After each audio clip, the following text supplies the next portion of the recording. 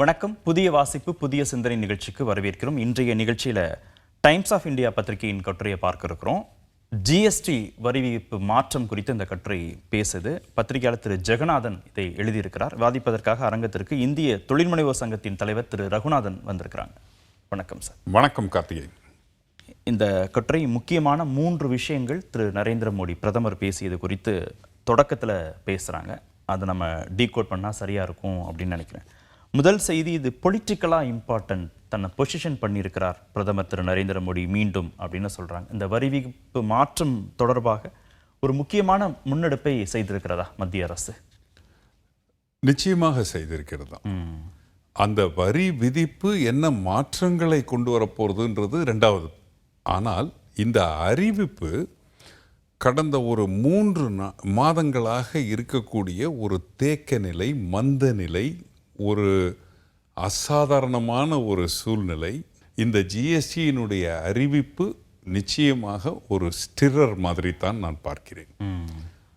ஒன்று. இரண்டாவது, பலதரப்பட்ட பிரச்சனைகள் பூதாகாரமாக பெருகி கொண்டிருக்கிற ஒரு வேலை இது. அது யூஎஸ் டாரிஃபாக இருக்கலாம், H1B விசாவாக இருக்கலாம், அல்லது வாக்கு அதில் இருக்கிற சில குளறுபடிகளை பற்றி பேசியதாக இருக்கலாம், எலெக்ஷன் டைமாக இருக்கலாம், பீகாரில் எலெக்ஷன். இதை மாதிரி பலதரப்பட்ட பிரச்சனைகள் பூதாகாரமாக ஆகும் பொழுது திசை மாற்றுவதற்கு, மக்களினுடைய பார்வையை வேறு ஒரு பக்கம் ஒரு எழுச்சி மிகு பார்வையாக மாற்றுவதற்கு, ஒரு நம்பிக்கையூட்டும் பார்வையாக மாற்றுவதற்கு, ஒரு விலை குறைப்பு, அதுவும் மாபெரும் திருவிழா என்று முன்னெடுக்கும் பொழுது அது நிச்சயமான ஒரு தருணம் அப்படின்றத பார்க்க வேண்டியது கட்டாயம்தான். எதிர்க்கட்சிகள் விமர்சனத்தோடு தானே இதை அணுகுறாங்க, இந்த வரி விதிப்பு மாற்றத்தை. For every action there is an equal and opposite reaction. எதிர்க்கட்சிகளினுடைய வேலை அதுதானே.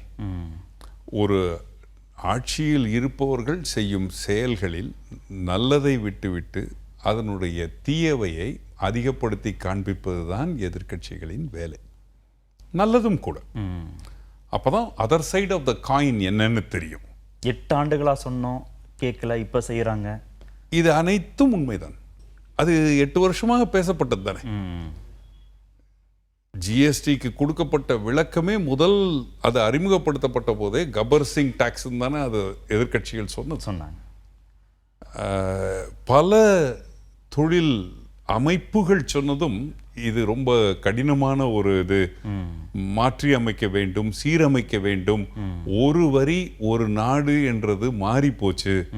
இப்போ பல வரி ஒரே பொருள் என்று மாறிவிட்டது. அப்போ 8 வருடமாக கேட்டுக்கொண்டிருந்த ஒரு செயல் இன்று அரங்கேறி இருப்பது மகிழ்ச்சி. Better late than never. 4 slab வேண்டான்றதும் எதிர்க்கட்சிகளுடைய அறிவுறுத்தலாகவும் இருந்தது. 5, 12, 18, 28ன்னு 4 வேண்டான்னு சொன்னாங்க தானே. எதிர்க்கட்சி, குறிப்பாக பழைய நிதியமைச்சர் மாண்புமிகு பி. சிதம்பரம் அவர்கள் சொன்னது, இந்த ஜிஎஸ்டி அறிமுகப்படுத்த போதே எப்படி ஒரு 5 டிஃபரண்ட் ஸ்லாபை கொடுத்துட்டு நீங்க ஒரு வரின்னு சொல்ல முடியும்? நாங்க நினைச்சது இது இல்லை, கொண்டு வர ஒரு வரி தானே இருந்திருக்க வேண்டும்.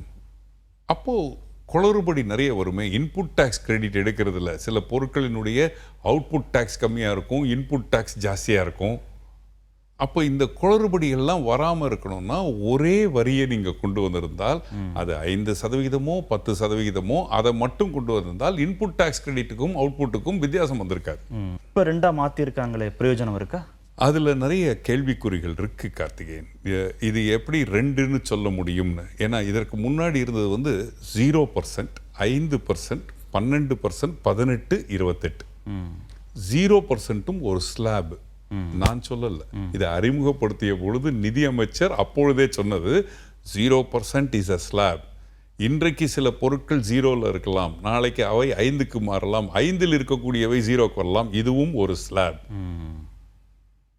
அப்போ இன்றைக்கு 0%, 5%, 18%, 40%. அப்போ 4ஆக மாறி இருக்கு 5. இந்த 12 ரிமூவ் பண்ணதுனால பல பொருட்களுடைய விலை கணிசமா உயரும்னு ஒரு விமர்சனம் இருக்கு, அது உண்மைதானா?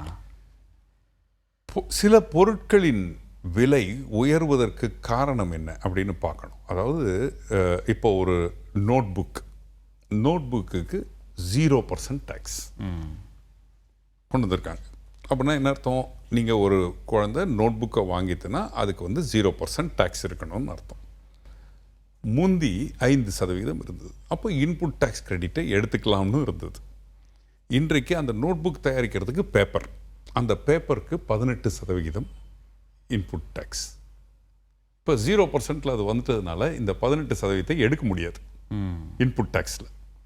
அப்போது இதனுடைய விலை அதிகமாகும், கூடிடும் நிச்சயமாக. ரெண்டாவது விஷயம் கட்டுரையாளர் சொல்றது, சுதேசி பொருட்களுக்கான முக்கியத்துவம் கூடும் அப்படின்னு பிரதமர் சொன்னதை கோட் பண்ணியிருக்கார்.